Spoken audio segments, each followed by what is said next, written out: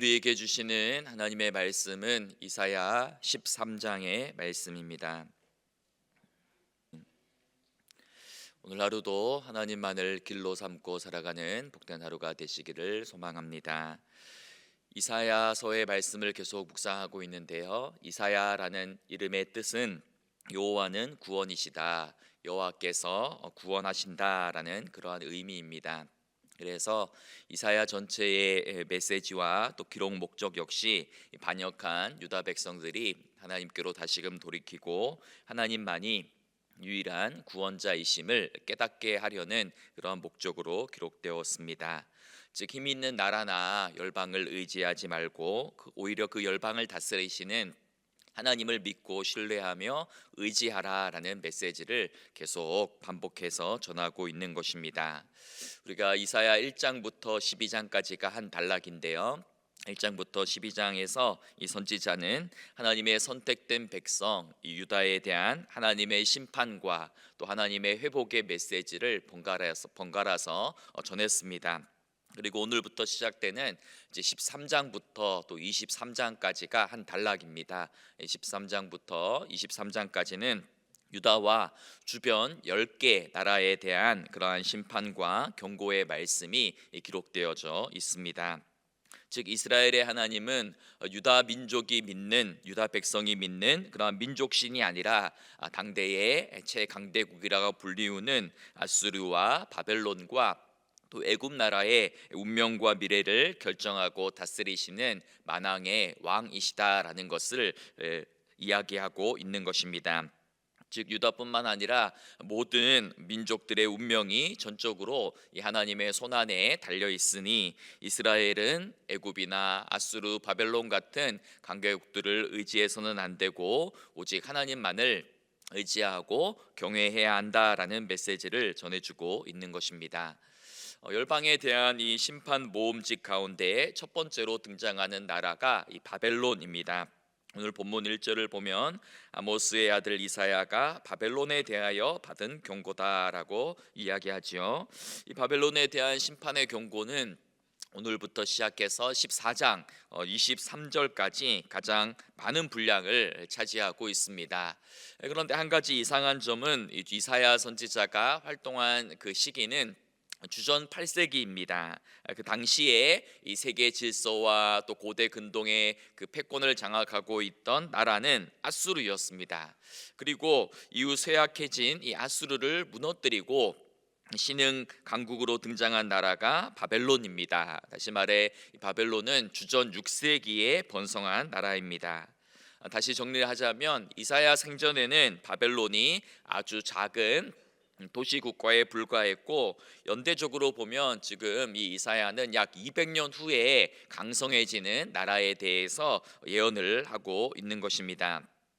그래서 이제 일부 성경학자들은 오늘 본문에 등장하는 이 바벨론은 아수르를 가리키고 있다라고 해석을 하고 있기도 합니다. 바벨론은 하나님을 대항해서 일어나는 모든 악의 세력들을 총칭해서 가리키는 말이기 때문입니다. 그래서 성경을 읽다 보면 종종 아수르나 애굽을 바벨론이라고 이렇게 이제 지칭하기도 하고, 신약 성경을 읽다 보면 이 로마 제국을 바벨론이다라고 이렇게 묘사하고 있기 때문입니다. 다른 한편 지금 이사야가 이 바벨론에 대한 심판 예언을 가장 첫 번째로 하고 있고, 또 가장 많은 분량을 할애해서 예언하고 있는 이유는 바로 바벨론이 하나님의 백성 남유다의 그 운명에 직접적으로 많은 영향을 미쳤기 때문입니다. 우리 모두가 익히 잘 알고 있듯이 바벨론은 주전 586년경에 남유다와 예루살렘을 멸망시키고 많은 사람들을 포로로 사로잡아 갔기 때문입니다. 이처럼 남유다의 운명과 남유다 백성의 그러한 역사에 이 바벨론이 직접적으로 끼친 영향이 많이 있기 때문에 지금 이사야는 당대에 아직 일어나지도 않는 나라에 대해서 약 200년 후에 그 강성해질 이 바벨론에 대해서 심판을 먼저 예언적으로 언급하고 있는 것입니다. 이제 본문을 살펴보면 먼저 2절에서부터 5절은 여호와 하나님께서 이 바벨론을 정복할 군대를 소집하는 그러한 장면을 묘사합니다. 2절을 보시면 너희는 민둥산 위에 기치를 세우고 소리를 높여 그들을 부르며 손을 흔들어 그들을 존귀한 자의 무대에 들어가게 하라라고 이렇게 이야기하죠. 여기서 이제 민둥산은 나무가 하나도 없는 산을 가리킵니다. 그런데 그 민둥산에다가 기치 즉 깃발을 세워서 군대를 소집하라라고 이렇게 말하고 있죠. 만약 나무가 많이 세워져 있는 그러한 산에다가 깃발을 세운다면 깃발과 나무가 혼동해서 헷갈려서 잘 보이지 않을 것입니다. 그런데 벌거벗은 민둥산 위에다가 깃발을 높이 세우고 그것으로 군대를 소집해서 모아라라고 이렇게 말씀하고 있는 것이죠. 그리고 하나님께서는 바벨론을 정복하기 위해서 모은 군대를 가리켜서 내가 거룩하게 구별한 자들이다, 나의 기뻐하는 용사들이다라고 이렇게 이야기합니다. 3절을 보면 내가 거룩하게 구별한 자들에게 명령하고 나의 위엄을 기뻐하는 용사들을 불러 나의 노여움을 전하게 하였다라고 이야기하지요. 여기서 내가 거룩하게 구별한 자들이란 이제 구체적으로는 메대와 바사 나라의 연합군을 가리킵니다. 하나님은 바벨론을 심판하는 도구로 메대와 바사를 선택해서 그들로 하여금 하나님의 노여움을 나타내며 공의로운 심판을 행하도록 하셨습니다. 유다 백성들이 하나님을 외면하고 또 우상을 숭배할 때에 하나님은 바벨론을 도구로 삼아 그들을 징계하셨죠. 마찬가지로 바벨론 역시 하나님을 섬기지 않고 교만하여 강포히 행할 때에 하나님은 또 다른 나라를 세워서 바벨론을 심판하셨다라는 것입니다. 이제 바벨론을 정복하기 위한 군대가 모두 다 모이고 시끄럽게 떠드는 소리가 산을 가득 메우자 여호와께서 전쟁에 나갈 군대를 직접 사열하기 시작하십니다. 4절에 보시면 산에서 무리의 소리가 나며 많은 백성의 소리 같으니 곧 열국 민족이 함께 모여 떠드는 소리라. 만군의 여호와께서 싸움을 위하여 군대를 검열하심이로다라고 말씀하시죠. 이것은 하나님이 이제 총사령관이 되셔서 직접 전쟁을 지휘하며 수행하는 그러한 모습을 묘사하고 있습니다. 그리고 이 전쟁을 통하여 하나님은 바벨론 온 땅을 멸망하시고 심판하실 것입니다. 이어지는 6절부터 8절에는 여호와의 그 심판을 받는 바벨론 백성들의 탄식과 공포가 묘사되어 있습니다. 여호와의 날, 전능자의 멸망의 날이 이르자 사람들의 손이 풀리고 그들의 마음이 녹아내렸다라고 이렇게 묘사하지요. 또한 해산하는 여인이 고통으로 몸부림을 치듯이 극심한 공포와 두려움에 사로잡혀 망연자실하게 되었다라고 이렇게 묘사하는데요. 8절을 한번 보시면 그들이 놀라며 괴로움과 슬픔에 사로잡혀 해산이 임박한 여자같이 고통하며 서로 보고 놀라며 얼굴이 불꽃 같다라고 이야기합니다. 여기서 이제 얼굴이 불꽃 같다라는 이 표현은 얼굴이 극도의 고통과 수치와 공포로 인하여서 마치 핏빛처럼 변했다라는 그러한 묘사입니다. 당대 최고의 군사력, 용맹함, 잔인함을 자랑하던 바벨론이 하나님의 심판 앞에서 가장 초라하고 비참한 모습을 보이고 있는 것입니다. 만군의 여호와 하나님의 진노 앞에서 아무리 강한 자, 용맹한 자, 능력이 있는 자라 할지라도 그것을 능히 감당할 수 없다라는 이야기지요. 계속해서 9절부터 16절에는 하나님의 심판이 임하는 날, 여호와의 날에 대한 묘사가 계속 이어지고 있습니다. 9절과 10절을 한번 보시면 보라 여호와의 날 곧 잔혹히 분냄과 맹렬히 노하는 날이 이르러 땅을 황폐하게 하며 그 중에서 죄인들을 멸하리니 하늘의 별들과 별무리가 그 빛을 내지 아니하며 해가 돋아도 도두우며 달이 그 빛을 비추지 아니할 것이로다라고 말씀합니다. 하나님은 심판의 날에 바벨론 땅을 황폐하게 하고 심지어 그때에는 하늘에 그 1월 성신도 빛을 발하지 못하게 될 것이다 라고 경고합니다. 고대 세계에서는 이 하늘의 해와 달과 별들이 인간의 길흉 화복을 또 주관하고 운명을 좌우한다라고 생각해서 그것들을 섬겼지요. 그래서 1월 성신은 우상 숭배의 대상이었습니다. 바벨론 사람들도 태양신을 비롯한 하늘의 떠 있는 별들을 숭배했는데 여호와의 날에는 그것들이 다 힘을 잃고 아무런 힘도 발휘하지 못하고 창조 세계 전체가 다 혼돈으로 빠지게 될 것이다라고 경고합니다.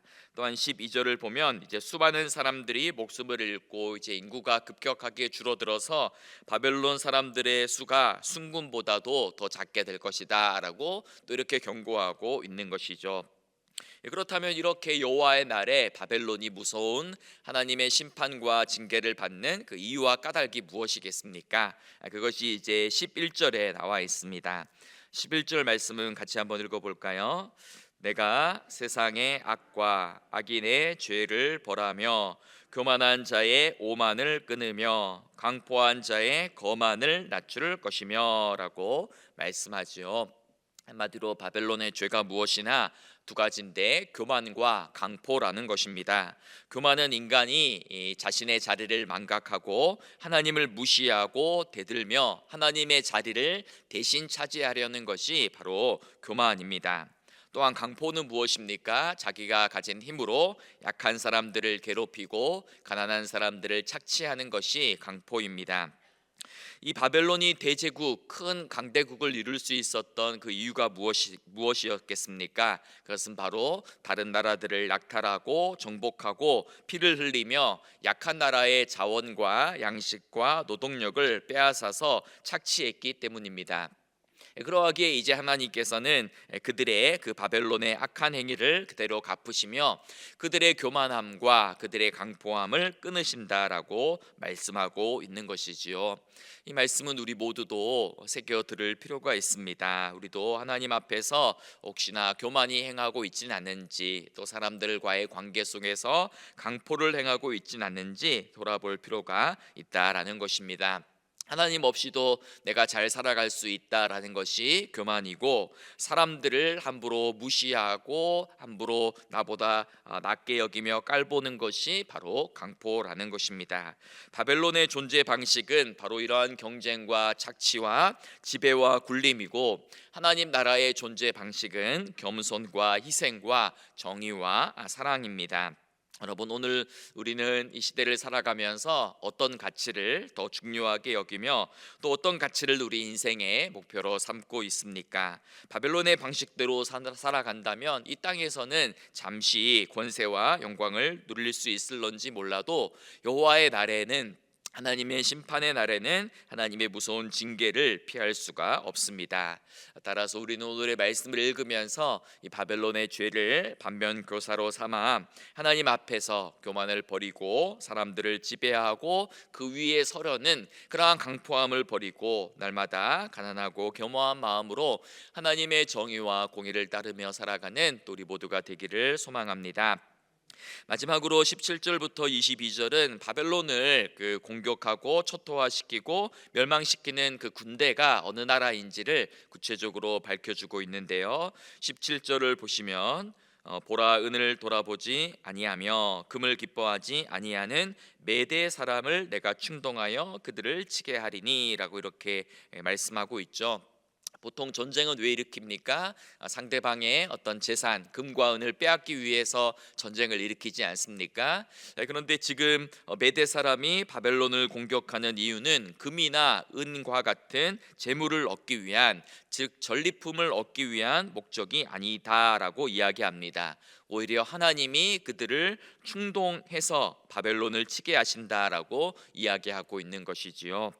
즉 메대인들이 바벨론을 공격하고 정복하는 그 행위 너머에는 바로 하나님의 그러한 심판 의지가 작동하고 있다라는 뜻입니다. 다시 말해 바벨론이 멸망되는 이 멸망이 그냥 어떤 민족 간의 전쟁이나 어떤 복수심이나 어떤 전쟁으로 우연히 일어난 사건이 아니라 하나님의 그런 역사적인 섭리 가운데 일어난 사건이다라는 것을 말해주고 있는 것입니다. 그리고 이제 19절 이하에 보면 과거에는 열국의 영광과 갈대아 사람의 자랑거리였던 이 바벨론이 이제는 소돔과 고모라와 같이 황폐하게 되어서 그곳에서는 이제 사람들이 아무도 살지 않는다, 거주하지 않는다라고 이야기하며 초장과 목초지가 되기에도 부족하는 모자란 그런 죽음의 땅, 멸망의 땅이 세상이 될 것이다라고 경고하지요. 그리고 과거에는 화려한 왕궁이 있었고 많은 사람들이 오가던 그 터에는 이제 들짐승들이 이 자리를 잡고 승냥이와 들깨의 울음소리만 가득 차게 될 것이다라고 예언하고 있는 것입니다. 마지막 22절을 보면 이제 그의 때가 가까우며 그의 날이 오래지 아니하리라라고 이렇게 말씀하죠. 즉 이제 이 예언을 하고 있는 시점에는 바벨론에 대한 심판과 멸망이 일어나지 않았다라는 것입니다. 어쩌면 지금 선지자는 바벨론 제국의 그러한 위세 등등한 화려한 모습을 눈으로 보고 있었는지도 모르겠습니다. 그런데 그 화려한 바벨론 제국의 위엄과 화려함을 보면서 이 하나님 말씀을 대언하고 있는 것입니다. 저 바벨론의 날들은 결코 오래가지 않을 것이다 라고 선포하는 것이 오늘 본문의 내용입니다. 바벨론 제국의 전성기 때 바벨론의 그 위용은 정말 대단하고 많은 사람들이 바벨론을 동경하고 부러워했을 것입니다. 하지만 바벨론은 열방의 모든 사람들에게 부와 영광과 화려함의 상징이었던 그 바벨론 제국은 채 이제 100년이 지나지 못해서 돌무더기로 변하고 역사 속에서 완전히 사라졌습니다. 아수르 제국도 화려했던 로마 제국도 모두 다 잠시 잠깐 그 영광을 누리다가 다 사라져 버린 것입니다. 세상의 영광이란 이와 같다라는 것입니다. 오늘 우리가 이 땅에서 그토록 가지고 싶고 또 소유하고 싶은 이 땅에서의 부와 재물과 권력과 영광이 마치 그와 같다라는 것입니다. 아무리 화려한 영광이라 할지라도 들에 피어있는 아름다운 꽃이 찬바람이 불면 금방 지고 마는 것이 바로 이 세상의 영광이다라는 것을 성경은 계속해서 말해주고 있습니다. 따라서 우리의 영광도 이 세상에 있는 어떤 것들이 아니라 영원히 시들지 않는 하나님 나라에 또 시시각각 변하는 사람에게 우리가 소망을 두는 것이 아니라 영원히 변하지 않는 하나님의 말씀에 우리의 소망을 든든히 두며 살아가야 되는 것입니다. 요한일서 2장 17절에 보면 이런 유명한 말씀이 있죠. 이 세상도 그 정욕도 지나가되 오직 하나님의 뜻을 행하는 자는 영원히 거하느니라 라고 말씀합니다. 장차 이 세상도 사라지고 이 세상의 모든 욕망과 영광도 다 사라지지만 하나님의 뜻을 행하는 사람은 영원히 그 이름을 하나님께서 기억하시고 또 인정하시고 복으로 축복해 주신다라는 것입니다.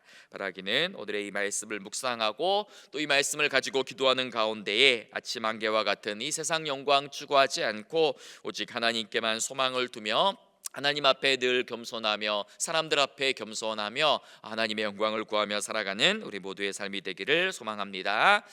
시간 함께 기도하며 나가겠습니다. 하나님 덧없는 세상 영광에 우리의 소망 두지 않게 하시고 영원한 하나님 나라에 소망을 두며 교만을 버리고 강포함을 버리고 겸손한 마음으로 주님의 공의와 사랑을 실천하며 살게 하여 주옵소서. 기도하시기 바랍니다. 어지러운 우리나라와 나라의 전국과 불안한 사회의 경제 또 국민들의 또 불안한 삶이 속히 안정을 되찾을 수 있도록 기도해 주시기 바랍니다. 또한 우리 환우들과 또 특별히 담임 목사님의 건강을 위해서 기도해 주시기 바랍니다. 함께 기도하겠습니다. 하나님, 오늘 이 새벽도 하나님 앞에 나와 기도하며 말씀하며 하루를 시작해 하시니 감사합니다. 우리의 영광이 이 땅에 있지 않고 하나님 우리의 자랑이 이 세상에 있지 않고 영원한 하나님 나라에 우리의 영원한 소망이 있음을 고백하며 나아갑니다. 하나님 아버지, 바벨론 제국의 저 화려한 하나님 위엄과 그 권세와 하나님 아버지 바벨론 제국의 하나님 빛나는 그 영광도 제 100년이 되지 않아 돌무더기가 되었던 것처럼 하나님 아버지 세상의 부귀영화 권력은 잠시 잠깐임을 기억하게 해주시어서 하나님 아버지 우리가 하나님 앞에 교만히 행하지 않도록 도와주시고 사람들 앞에서 강포를 행하지 않도록 도와주시고 하나님 앞에 날마다 겸허하며 겸손하며 사람들을 섬기며 사람들을 하나님 아버지 착취하고 억압하는 인생이 아니라 오히려 사람들을 섬기며 사람들을 높여주는 그러한 삶을 살아갈 수 있는 우리 모두가 되게 하여 주옵소서. 하나님의 정의와 공의가 바로 서는 이 나라와 민족이 되기를 원합니다. 하나님 아버지, 하나님 앞에 또 역사 앞에 하나님 인정하지 않고 무시하며 하나님을 앞서 나갈 때에 하나님 아버지 또한 포함을 행할 때에 하나님 아버지 혹여나 우리나라가 하나님 아버지 또 하나님의 심판과 멸망을 당할까 두려우니 하나님 늘 겸허한 마음으로 겸손한 마음으로 이 하나님 이 나라의 혼란스러운 정국과 하나님 불안한 사회와 또 여러 가지 하나님 아버지 혼란스러운 이 어지러운 이 정국을 하나님 아버지 기도함으로 또 말씀 앞에 깨어서 하나님 아버지 또 하나님의 은혜를 구하며 하나님의 은총을 구하며 하나님 아버지 어려운 시기를 믿음으로 잘 극복해 나가는 우리 그리스도인들이 되게 하여 주옵소서. 하나님 또 병상 가운데서 힘든 시간을 보내고 있는 하나님 우리 성도님들 한 사람 한 사람 하나님 아버지 병상 가운데 찾아가셔서 고통을 하나님 제거하여 주시고 눈물을 닦아주시고 모든 상처를 보듬어 주시고 속히 회복시켜 주시옵소서. 하나님 담임 목사님 또 회복이 더디다고 합니다. 하나님 불쌍히 여겨주시고 은혜를 베풀어 주시어서 하나님 또 속히 하나님 아버지 목회 자리에 나올 수 있도록 강단에 설 수 있도록 하나님께서 은혜의 은혜를 더하여 주시고 하나님 성령의 특별한 은혜를 은총을 부어 주시어서 하나님 아버지 속히 회복되게 하여 주시고 낫게 하여 주시옵소서. 하나님 우리의 영원한 소망이 하나님께 있음을 기억하며 오늘 새벽도 기도하며 나가는 우리의 모든 제목들 다 응답되게 하여 주시옵소서.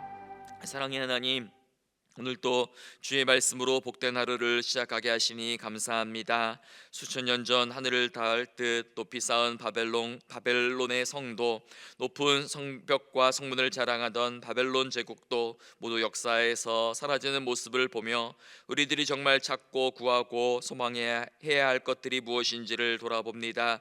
덧없는 세상 영광에 우리들의 마음이 빼앗기지 않게 하시고 참되고 영원한 하나님 나라를 구하며 살게 하여 주옵소서.